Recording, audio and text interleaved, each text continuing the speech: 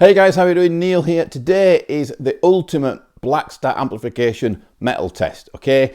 And it's a bit crazy, it's a bit uneven, it's probably just really a bit of fun, but I'm going to do it anyway. I'm going to test all the Blackstar gear that I have for you guys today with one riff, one guitar left, one guitar right, and we're going to use Cabrig to get the tones into the Mac.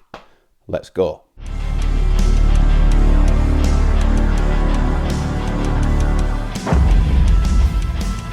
Okay guys, so before the sound clips, just a bit more information on exactly what I'm doing here.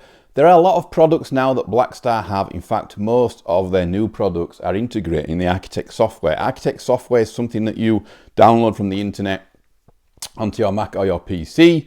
Inside there is Cabrig, and in there you can choose mics, cabs and things like that. Now there is Cabrig Lite, so for the less expensive smaller bits of gear, you know, like pedals and such, it's Cabrig Lite.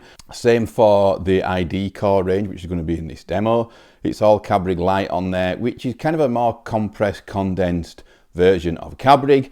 When you get up to the Amped 2, Amped 3, Amped 1, I think, and the heads, you know, the St. James and the new HT Mark IIIs, when you get up there, then Cabrig is more expansive and you can do more with it, basically.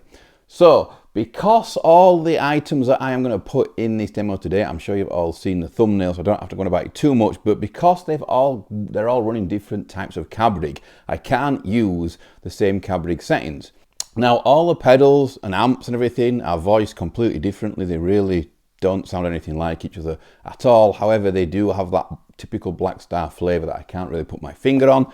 If I was doing an amp test in this room and I was going to just do all my amps, I'd use an IR and I'd use the same IR, but because Blackstar have Cabrig built into their amps on the Architect software that you can use, it seems crazy not to use it and not to do this test. So what I'm saying is that all the pedals and amps and everything that you hear have had Cabrig dialed in, as well as the amp settings or pedal settings individually. So I've basically plugged the thing in, dialed in some fresh new settings on each amp or pedal, and then I've saved them to the pedal or the amp, and then I've used them in this demo. So that's how I've done it. And I tried to purposely go for a very varied amount of tones. Okay, so I've not tried to get them to sound alike or anything like that, which you couldn't do anyway, just with Cabrig. But yeah, just wanted you guys to know exactly what I'm doing in this demo. I'm going to be using a passive guitar in this demo. I'm using my Jackson DK2 Green Glow Ash with a Seymour Duncan JB in the bridge. I've decided to use a passive guitar for this demo because when you start putting Fishmans and EMGs and things in guitars, they all have that particular tone. I think it was just more sensible to use like a passive pickup for this demo. So first of all, I want you to hear all the tones from all the products. Please take this demo with a pinch of salt. It's just a bit of fun, really. I've dialed everything in totally different, okay, to get a varied amount of tones. Try not to use this demo to choose your next product that you buy, is what I'm saying, because it won't be accurate. You know, I've dialed them all in different, although I know that you guys are going to do that anyway, and I probably would do the same. Let's go, let's into the clips, but hang around till the end, because I really want to come back on at the end and give you my verdict of what things sounded like. And also at the end of the demo, I'm going to do something even more crazy. Let's go.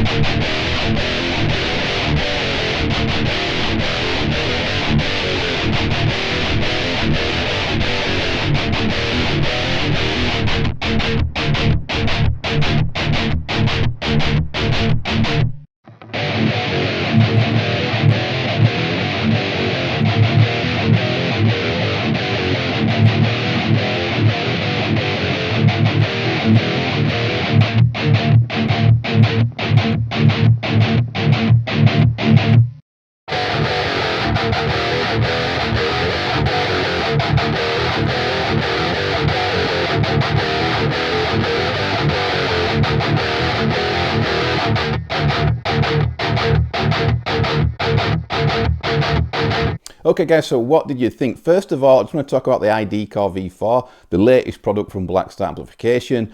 I was surprised how well that sounded. It sounded great, and it's got one of those sounds within Cabrig that when you start layering tracks up, it remains clear, and it's probably going to be up there when you start layering, say, 4 to 6 tracks, because it's just a very clear tone. It's quite basic, just on its own as one track. It didn't sound that good, but I did notice as soon as I put 2 tracks together, it sounded tight. It sounded really good, really crisp, you know, dialed it in with plenty of presence on there and everything.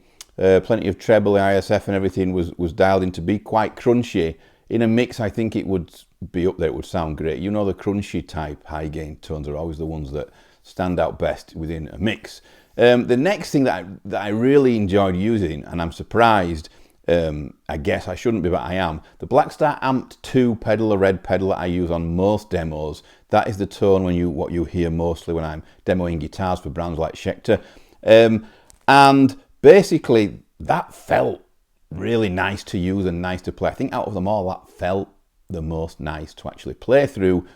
Listening back, I could dial it in a bit different, clean it up a bit more. You know, it was extremely filthy. Brighten it up a bit too, it's quite a dark tone. But again, I think that did a job, and it would stand out in a mix pretty well, I think, if we dialed it in right.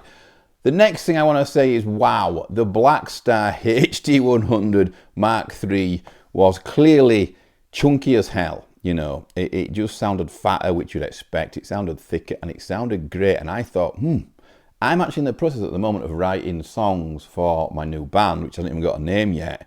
And I'm thinking, you know, I've been using plugins to do this, and that's within reach of my Mac. And, you know, I'm thinking I should have been using that. And when it comes to recording the album or the EP or whatever, I may just use that, because it sounded awesome to me. The Blackstar HT 100 Mark III using the Cabrig, it sounded really good. The odd one out in this demo, by the way, is the Blackstar HT 100 Mark II. I had to put it in there though, because you guys would say, where's the Mark II? Basically, the Mark II doesn't have Cabrig, but it does have an emulated output, which is very good.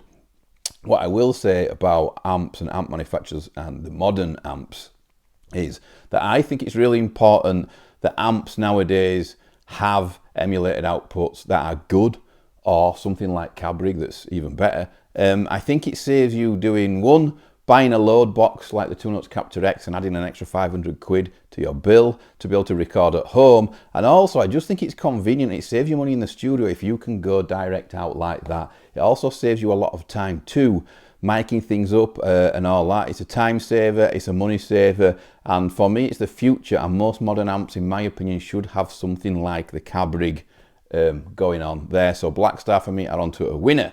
So without further ado, you're probably wondering, so let's get on with it. This is the crazy part of the video. What you're about to hear, and I know I'm going to get slated for this, but what you're about to hear is all the tracks all together, all at once, just because we can. Don't forget to leave a comment below, guys. I really want to know what you think, which you think sounded the best, even though it's not a competition and it's not even a fair fight, I guess. Let me know what you think down there below in the comments, and let me know what you think of all the amps together. Is it usable or not? Thanks very much for watching, guys. I'll see you all soon.